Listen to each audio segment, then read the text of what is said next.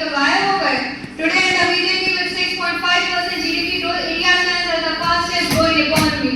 Oh, fourth largest economy, but the income inequality is now worse than the British era. India ranks 9th globally in income inequality, and according to Global Hunger Index 2024, India stands at 105th out of 127 countries. और quality healthcare की बात करें तो India stands at 145th out of 195 countries, and education index तो पूछिए ही मत, 117th globally.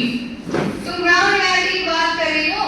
G20 presidency, Chandrayaan 3 का moon landing, digital India के under world's largest UPI transaction, highway construction 37 kilometre a day.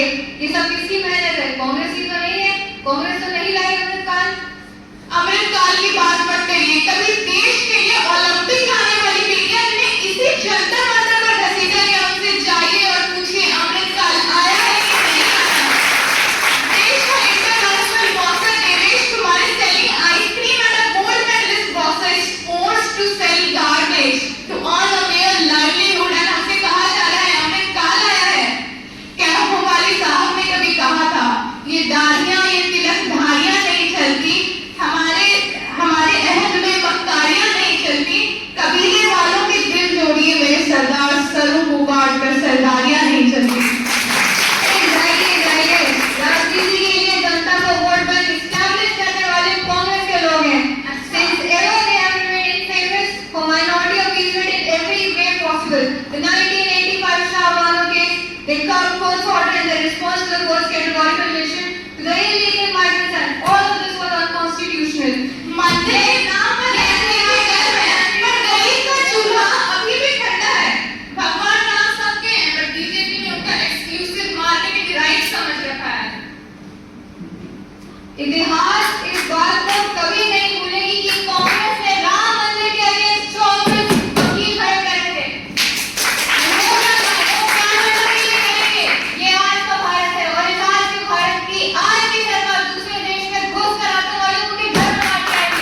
मगर उसके मारने की दौलत ही क्यों कर जाती है? आज ऐसे लोग आतंकवादी देश के अंदर घुस कैसे जाते हैं?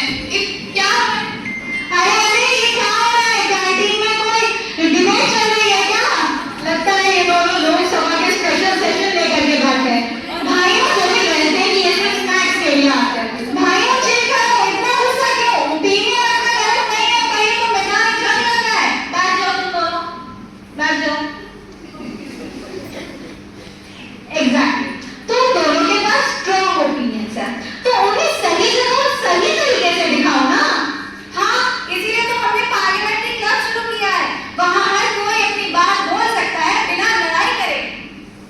पार्लियामेंट्री क्लब, वहाँ डिबेट्स होती है रूल्स के साथ, मॉडरेटर होते हैं जो इंश्योर करते हैं कि हर कोई अपना पॉइंट रखे अच्छे से, ना कि टेबल चेयर पर के। देखो ये तो बचपना है। अगर हम सब अपनी बात थोड़ी भी लॉजिकली रखते ना, तो ये बीजेपी और आईएनसी वाली अभी डिबेट शुरू नहीं हो जाती। और एक्सक्यूज मी मैम, आपने जो आरटीएससी वाली डेटा दी थी वो 2012 नहीं 2013 है, और आपने जो पीस इंडेक्स वाली डेटा दी थी वो 114 में नहीं 116 में हुआ था। तो मैंने तो यूट्यूब और विकिपीडिया से पढ़ा था। अरे ये तो सारी रील्स पे यही डेटा वायरल क्या बात कर रहे हो आप? मिलियंस पे व्यूज जाते हैं और रील्स पे। देखा, हो गई ना गलती। इसीलिए तो हमारी पार्लियामेंट्री क्लब वीकली मीटअप्स करवाएगी, तुम लोगों को सिखाने के लिए, समझाने के लिए कि कौन से असली सोर्सेज है, कौन से नकली। कहां से इंफॉर्मेशन निकालनी है वो भी हम बताएंगे, और कहां बोलना है वो प्लेटफॉर्म भी हम देंगे। और सच तो ये है कि स्ट्रॉन्ग ओपिनियंस रखना बहुत अच्छा है, लेकिन उनको एक्सप्रेस करने का तरीका भी बहुत इंपॉर्टेंट है। वरना ओपिनियंस तो है सबके होते हैं, पर रिस्पेक्ट सिर्फ पार्लियामेंट की होती है। और हाँ, याद रखो, जहाँ डिसिप्लिन होता है वहीं प्रोग्रेस होती है। तो अब क्या पार्लियामेंट में जाके लड़ेंगे? अरे भाई, उसका भी मौका मिलेगा, लेकिन अभी एक छोटी सी संसद हम यही अपने कॉलेज में ला रहे हैं।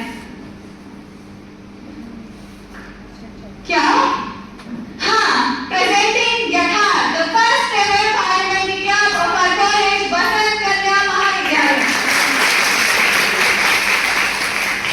यथार्थ, What is that? Parliamentary club, ये क्या होता है? जो आप ये फीलिंग्स में बह करके अपनी बातें कर रहे हो ना, वो भी सारी बातों की क्या सबूत है, क्या प्रूफ है? आप जो बातें जो डेटा आपने करी वो सारी सच है, क्या प्रूफ है बताइए? अरे देख लो, व्यूज, मिलियंस ऑफ व्यूज के साथ साथ लाखों स्टूडेंट्स ने शेयर तक कर रखा है अपने सोशल मीडिया हैंडल पर उसे। तो ये सारे ऑथेंटिक सोर्सेज नहीं है मैम। ऑथेंटिक सोर्स वो क्या होता है? बताएंगे बताएंगे, आप ये साथ ज्वाइन तो करिए, आपको सब बताएंगे। आपको वीकली मीटअप्स पे सब सिखाया भी जाएगा, समझाया भी जाएगा और बताया भी जाएगा। और उसके बाद जब हम यूथ पार्लियामेंट कंडक्ट करवाएंगे, हम यूनाइटेड नेशंस करवाएंगे, यूथ को